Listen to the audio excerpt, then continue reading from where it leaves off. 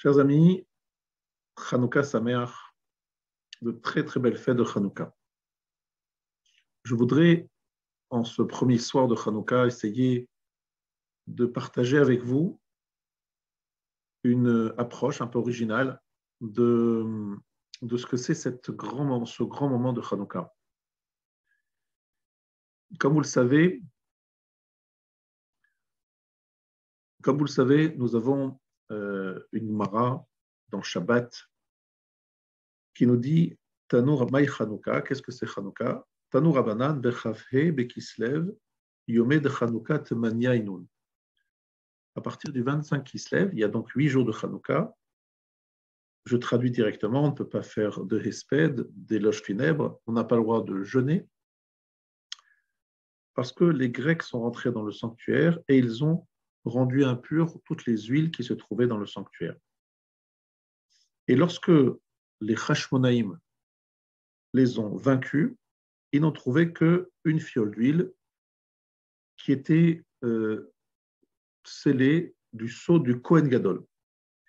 Et cette fiole d'huile ne devait servir qu'à un jour. Il y a eu un miracle et ça a pu durer, donc ça a duré 8 jours. Le Shana Acheret, l'année d'après, Kav'um ve'asaum yamim tovim ve'alel ve'odar. L'année d'après, ils ont fait de ces jours-là des yamim tovim, des yom tov, behalel ou behodar. Halel, la louange, hodar, le remerciement. Donc on voit très clairement que la mitzvah de Hanouka, c'est Hallel et Hoda'a. On ne parle pas de repas, de mishté.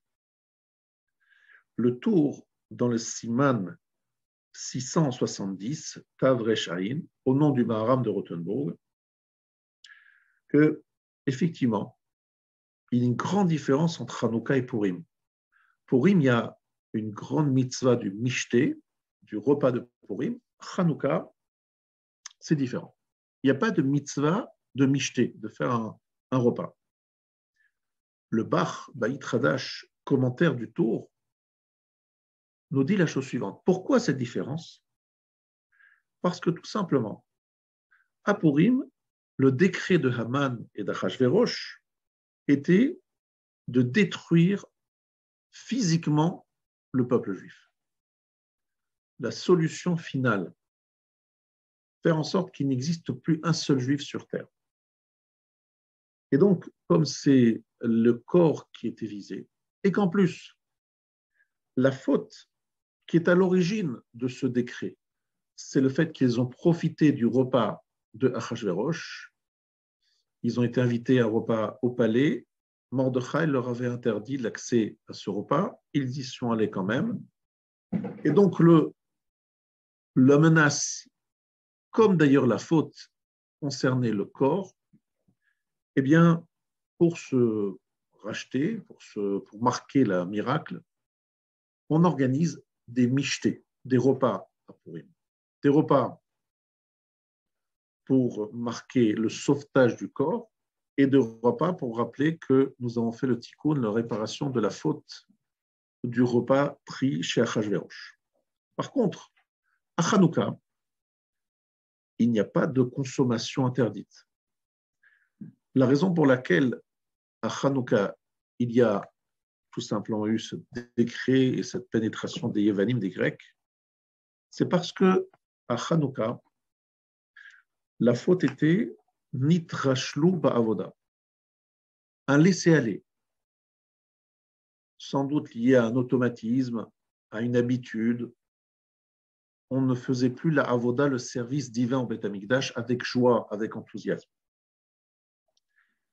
Donc effectivement, si c'est ça le problème, eh bien, pour marquer le retour de la avoda, pour marquer ce retrouvaille non seulement avec la avoda, mais aussi avec la flamme, avec la joie de la avoda, de ce service divin, on a instauré Hallel et Hoda'a. Hallel et Hoda'a, c'est plutôt une avoda chez Balev, un travail du cœur. Le louange d'Hachem, c'est un travail du cœur que l'on fait avec son cœur. On manquait de cœur, on manquait d'enthousiasme, eh bien on l'a retrouvé, et donc on marque le miracle à travers quelque chose qui est lié tout simplement au tikkun, à la réparation de cette faute qui est à l'origine de cet exil. Et d'ailleurs, les Hashmonaïm sont des Kohanim, des prêtres, qui ont pris les armes, ils étaient 13, une famille. Ils ont pris les armes et ils ont masrou nafsham, ils se sont dévoués. Ils savaient, a priori, ils n'avaient aucune chance de gagner la guerre contre des milliers de soldats aguerris qui chevauchaient sur des éléphants. Bref, une armée face à une famille, ça n'a aucune chance, aucune chance. Mais ils se sont dit, on ne peut pas laisser la avoda, le service divin, on ne peut pas laisser le sanctuaire souillé de la sorte. Donc nous allons réagir, même si nous devons y laisser notre vie. Et donc ce réveil, cette Messiou Nefesh, ce don de soi, a complètement changé la donne.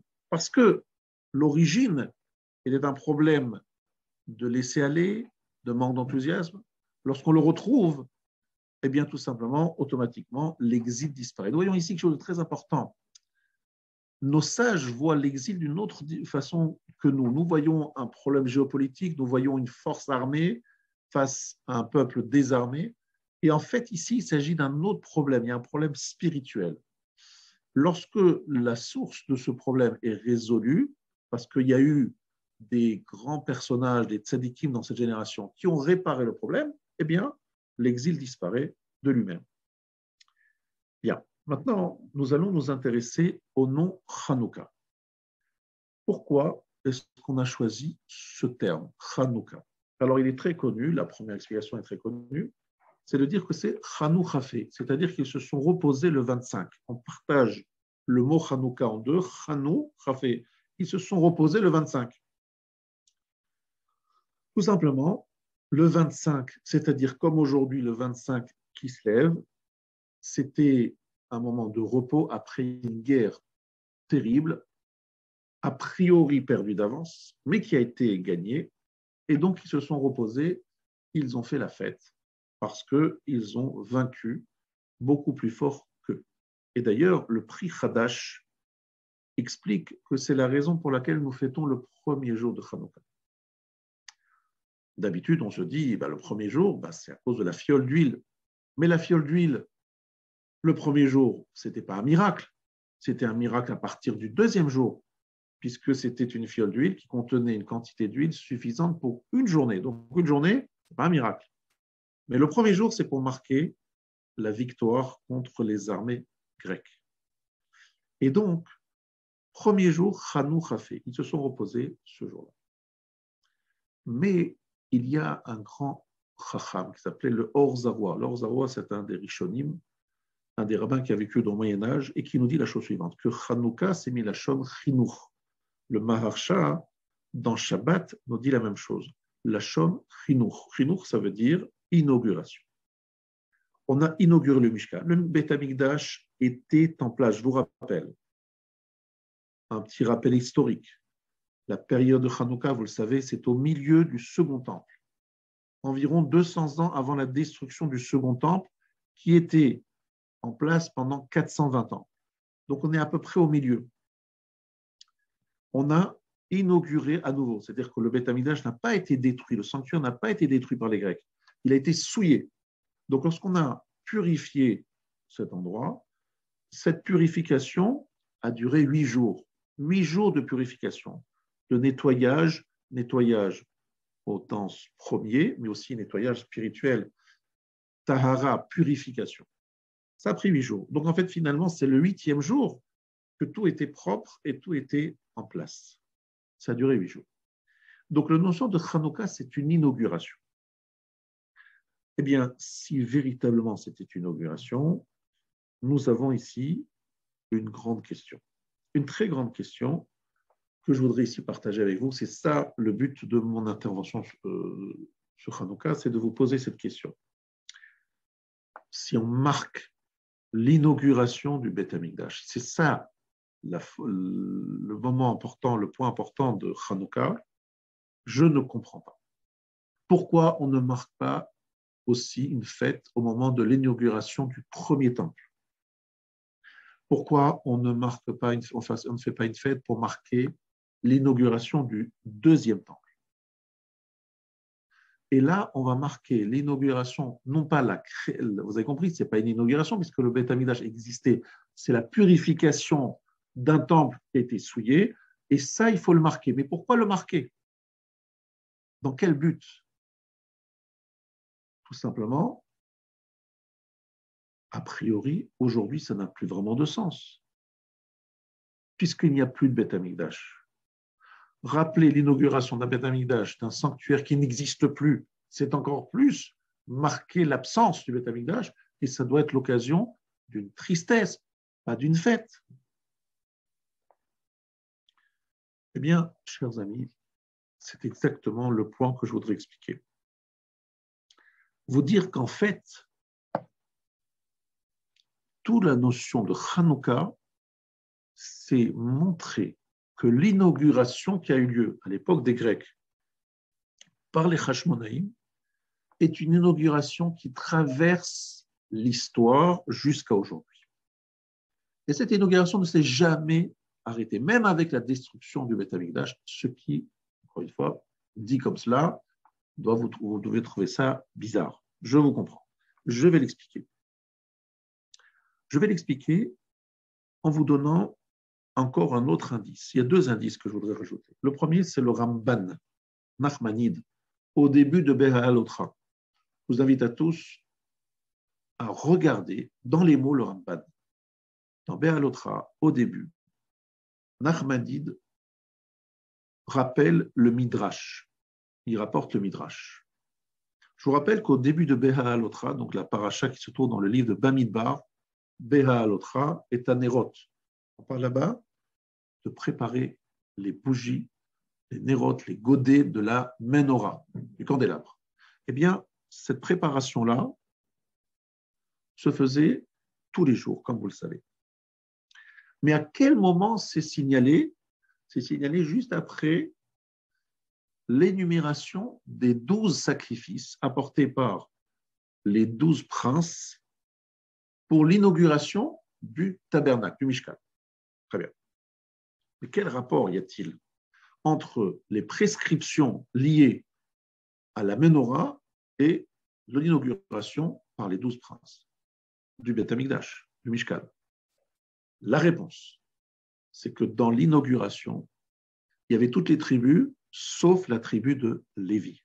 Lévi était absent. Aaron le Kohen, descendant de la tribu de Lévi, et toute sa tribu était attristée d'être absent de cette inauguration.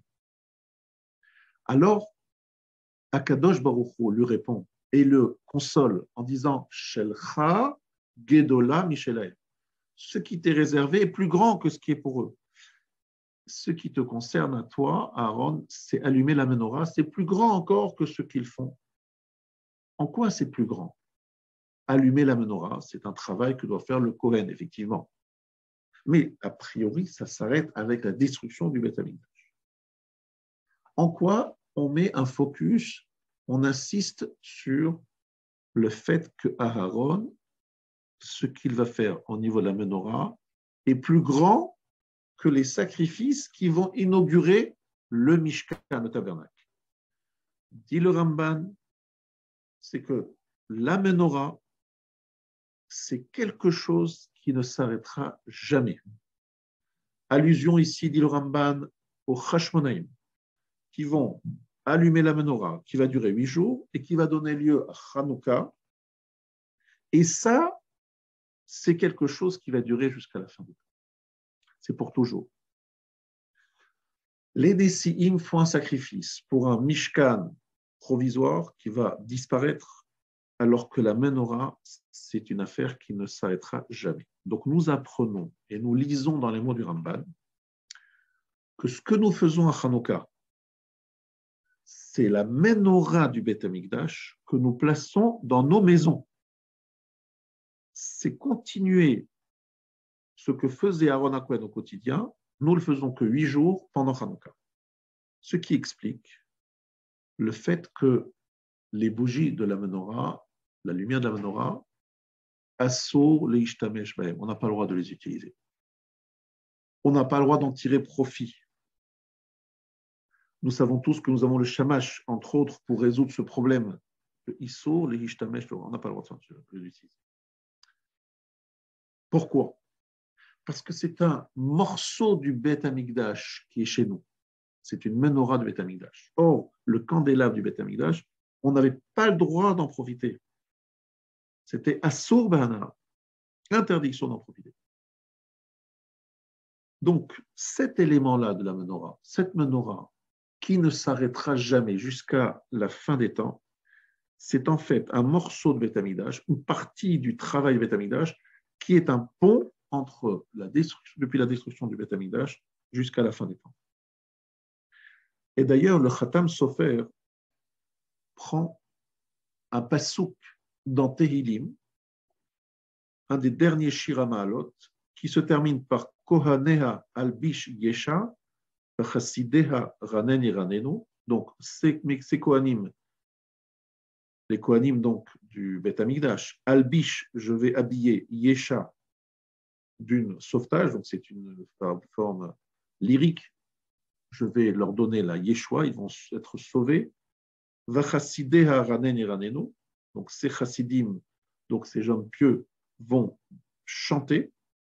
Et que dit le verset d'après? Sham atzmiach keren et David, rachtiner limshichi. Je ferai pousser la gloire de David et je mettrai en place la lumière, le nerf de mon noix. Meshichi Mashiach, mon Mashiach. Ici, sous une forme allusive, par prophétie, David Ameler, dans ses Tehilim, parle de ce qui se passera à l'époque des Hashmonaïm. Donc, Kohaneha al-Bishesha, les Kohanim vont être sauvés, ils vont réussir et vont gagner la guerre, ils vont chanter, et là-bas, je ferai pousser la corps de David, la gloire de David, et je mettrai en place la lumière pour mon Mashiach. Qu'est-ce que ça veut dire? Ça veut dire tout simplement qu'il y a ici, selon le Khatam Sofer, une préparation à la lumière que va allumer le Mashiach. C'est une préparation, c'est un point, une sorte de pont. Maintenant, on répond à la question de savoir pourquoi est-ce qu'on va marquer l'inauguration de l'époque des Hashmonaïm et des Grecs, alors qu'on ne marque pas l'inauguration de l'époque du premier temple ou l'inauguration du second temple. Parce que tout simplement, ces inaugurations sont limitées dans le temps. Elles vont s'arrêter, elles vont se stopper avec la destruction de Beth Amikdash. Par contre, l'inauguration de l'époque des Hashmonaïm, grâce à la menorah, grâce au miracle de cette fiole d'huile, c'est quelque chose qui ne s'arrêtera jamais et qui est fait pour toujours et qui prépare la fin des temps. Maintenant, nous comprenons aussi pourquoi le Ramban nous dit c'est quelque chose qui est le Dorot. La menorah, c'est quelque chose qui va durer pour l'éternité. Et pourquoi Aaron est consolé? On lit d'ailleurs cette lecture le dernier jour de Hanouka. Nous lisons jusqu'à Béalotra, jusqu'au moment où Aaron va allumer les bougies. On parle aussi de Birkat Kohanim. Vous savez que Birkat Kohanim, c'est aussi quelque chose qui va être conservé jusqu'à la fin des temps. Donc on est véritablement dans quelque chose qui est fait pour durer. Mais je voudrais ici vous faire réfléchir. D'accord, très bien, tout ça, ça tient très bien. Mais pourquoi qu'est-ce que ça veut dire que ce miracle, cette menorah, elle doit rester jusqu'à la fin des temps? Qu'est-ce que ça veut dire? Qu'est-ce que ça représente? Parce qu'il faut donner les éléments, mais il faut aussi donner la neshama. Qu'est-ce qu'il y a derrière tout cela? Alors, je me permets de donner une interprétation à l'explication du Or Zarwa. Je vous rappelle que le Bach a fait remarquer que le problème de cette génération, la faille spirituelle, c'était un service dans le Beth Amikdash qui était fait sans flamme, sans enthousiasme, avec ce qu'on appelle en hébreu rifion. Et lorsqu'il y a eu cette messiot nefesh, ce don de même, cette capacité de risquer sa vie pour remettre en place le service au Beth Amikdash, eh bien, tout simplement, tout s'est éclairé, tout s'est ouvert et l'exil disparaît. Il faudrait ici que vous compreniez qu'il y a ce que nous appelons, selon les Chachmei Moussar, le thermos spirituel. Qu'est-ce que ça veut dire un thermos? Ça veut dire quelque chose qui conserve une chaleur. Ce que je veux dire, c'est que tout simplement, à partir du moment où l'inauguration du Beth Amikdash est faite et que la menorah est allumée 8 jours, se révèle ici quelque chose qui va être conservé grâce à la menorah et à son symbole et à ce qu'elle représente, quelque chose qui va être conservé jusqu'à la fin des temps. Et c'est quoi cette chose-là? Eh bien, cette chose-là, c'est très simple. C'est que lorsque vous étudiez la Torah, vous êtes comparé à Ner Mitzvah ve Torah Or. La Torah est comparée au feu, à cette flamme. Pourquoi cette image? Qu'est-ce qu'elle veut dire? Elle veut dire la chose suivante. Elle veut dire qu'en fait, Dieu savait que la Shekhinah, la présence divine, allait être moins perceptible avec la destruction du Beth Amikdash. Où cette Shekhinah, cette présence divine, est-elle encore visible? Elle est visible lorsque la Torah est or, lorsque la Torah devient lumineuse, et surtout qu'elle est comparable au feu. Tout simplement, rentrer dans une yeshiva au moment où tous les Bachorim étudient avec concentration et avec joie, et vous sentez que la Shekhinah se trouve à cet endroit-là. Pourquoi? Parce que le second temple, c'est le moment de l'éclat, ça ziva shel Torah chez Baal Pi. L'éclat de la Torah orale. C'est là où il y a effectivement beaucoup de machloket, beaucoup de discussions entre Hillel et Shammai, par exemple. Mais en même temps, ces discussions font jaillir un feu de Torah qui n'existait pas avant. Et c'est ce feu de Torah qui permet qui est un gilouï, un dévoilement de la Shekhinah, et qui fait le pont entre la Chanukah, l'inauguration de l'époque des Hashmonaïm, jusqu'à Ner Lebshichi, jusqu'au Mashiach ben David. C'est-à-dire, cette Torah, cette menorah, qui est en fait un symbole de la Torah, éclairante, chaleureuse, forte, eh bien, avec l'absence du Beth Amikdash, il fallait trouver quelque chose qui perpétue, qui s'inscrive dans le temps. Eh bien, Hanouka s'est rappelé ce qu'une Torah véritable est. Elle est Esh, du feu. Et le feu, ça veut dire quoi? Ça veut dire que lorsqu'on étudie la Torah, et qu'on l'étudie comme il faut, on ressent une force, quelque chose qui nous prend pas seulement au niveau intellectuel, mais qui nous prend à 100%. Notre corps, notre âme, notre cœur, tout est mobilisé dans cette étude. Ça, c'est comme cela que nous devrions étudier. Et lorsque cette chose-là est faite, nous sommes dans une continuité de l'allumage de la menorah. Akadosh Baruch Hu, c'est comme s'il disait à partir de maintenant, je vais donner à l'étude de la Torah orale une force comparable à celle de la menorah. Mais attention, chacun d'entre nous a de l'huile et une mèche. Mais il faut allumer cette huile et cette mèche. Il faut dégager lumière. Pour ça, il faut quelqu'un qui sache allumer la lumière, donc il faut un bon rave. Mais après, révéler à l'homme qu'il a en lui une huile qui paraît terne, mais qui est capable de dégager la lumière. Une énergie capable de dégager la lumière. Comment est-ce qu'on arrive à la canaliser et à lui donner cette force? Grâce au limoud, à l'étude de la Torah, telle que étudiée depuis l'époque du deuxième Beth Amikdash. Je vous rappelle que nous sommes au début de la période de la Mishnah. Shimon HaTzadik est le premier à être cité dans la Mishnah dans Pirkei Avot, avant une longue liste de Chachamim. Fur et à mesure que nous avançons dans la période du deuxième temple. Vous savez très bien que la destruction du deuxième temple, c'est à l'époque de Rabbi Yochanan Zakkai, de Rabbi Eliezer, de Rabbi Yoshua. Après la destruction du second temple, vont apparaître Rabbi Akiva et Rabbi Shimon Bar Yochai, donc des personnalités exceptionnelles qui vont savoir utiliser cette Torah or pour éclairer les Juifs pendant l'exil, et ça ne s'arrêtera pas jusqu'à la fin des temps. D'un autre côté, c'est vrai qu'à l'époque du deuxième temple, il y a des renégats, des gens, des tzedoukim et sadducéens, il y a toutes sortes de remises en question de la Torah orale, mais en même temps, ceux qui arrivent à s'y attacher et à être fidèles vont voir une lumière sortir comme ils ne l'avaient pas vue avant, parce que c'est la seule façon d'amener la Shekhinah jusqu'à la fin des temps. C'est ça qui nous porte jusqu'à la fin des temps, ce qui nous conserve le peuple juif, qui le protège jusqu'à la fin des temps. C'est la Torah qui le protège, et une Torah qui dégage du feu, une Torah qui est pleine d'enthousiasme, qui est pleine où on intègre totalement cette Torah. Ner mitzvah ve Torah or. C'est un passouk dans Mishlei chapitre 6. Dans Mishlei chapitre 6, Ner mitzvah ve Torah or. Et c'est celui, dit l'Agma dans Shabbat, justement, dans les dapim de Shabbat, qui parle de Hanouka, Amar Avuna Haragil Baner Avienla Banim Tamidei Chachamim.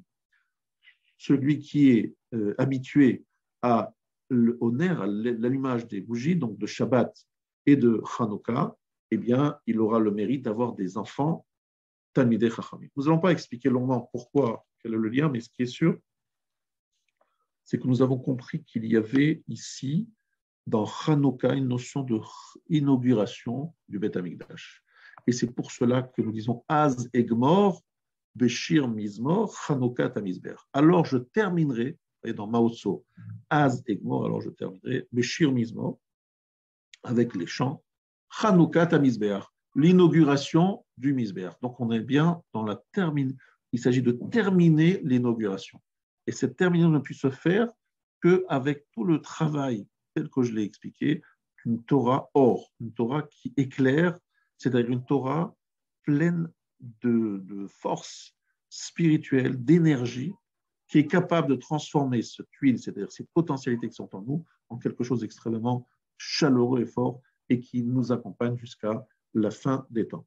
Je vous remercie de votre écoute et je vous souhaite encore une fois de très bonnes fêtes de Hanouka.